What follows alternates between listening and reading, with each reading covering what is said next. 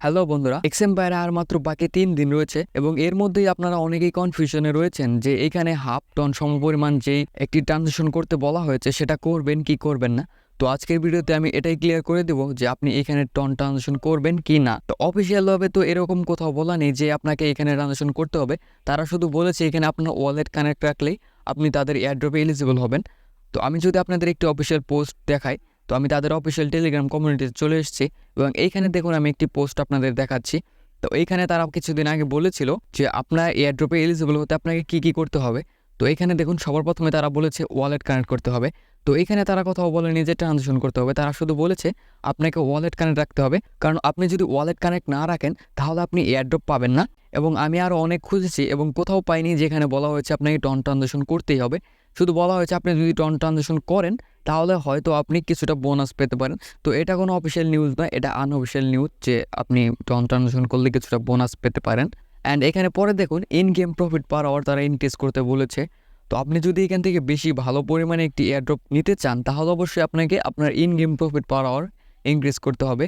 তো এখনও প্রায় 3 দিন রয়েছে, আমি একটি ভিডিও দিয়েছিলাম, আপনি যদি সেটাকে ফলো করেন এখন আপনার হাতে অনেক সময় রয়েছে, আপনি ভালো পরিমাণে in game profit per hour gain করতে পারবেন। তো ডিসক্রিপশনে আমি ভিডিও লিঙ্কটি দিয়ে দেবো, আপনি সেইখান থেকে এই ভিডিওটিকে দেখে নেবেন। তার নিচে দেখুন আরেকটি কিছু বলা হয়েছে, এখানে বলা হয়েছে কোয়ালিটি অফ ফ্রেন্ডস।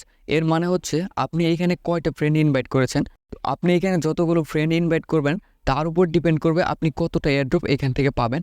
তো আপনি যদি ধরেন 50-60টার মতো এখান থেকে ফ্রেন্ড ইনভাইট করেন তাহলে আপনি এখান থেকে মিনিমাম 1 থেকে 1.5 লাখের মতো টোকেন পেতে পারেন। কারণ আমি দেখেছি আমি যখন 80টা ফ্রেন্ড রেফার করেছিলাম তখন আমার প্রফিট পার আওয়ার মাত্র ছিল 50 মিলিয়নের কাছাকাছি এবং আমি প্রায় 3টে এনএফটি পেয়েছিলাম।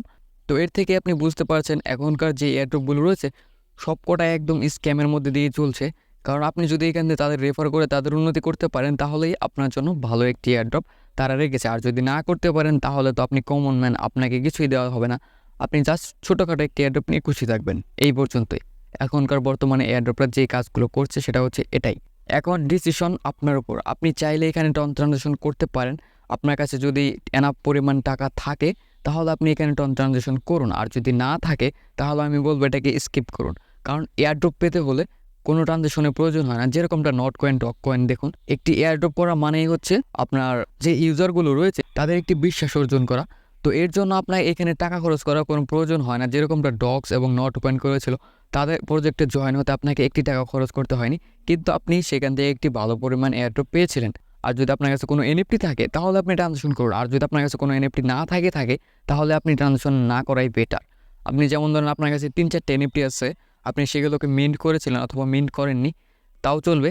যদি এরকম হয়ে থাকে তাহলে আপনি ট্রানজাকশন করুন, এটা হবে আমার সাজেশন। আর যদি এরকমটা না হয়, আপনি একটি এনএফটি পাননি, তাহলে ট্রানজাকশন করার কোনো প্রয়োজনই নেই। এটাকে একদম স্কিপ করে ফেলুন, শুধু ওয়ালেট কানেক্ট করে রাখুন and profit per hour increase করতে থাকেন যে বাকি 3 দিন রয়েছে। আশা করছি আপনি বুঝতে পারছেন যে আপনাকে এখানে টন ট্রানজাকশন করতে হবে কি হবে না।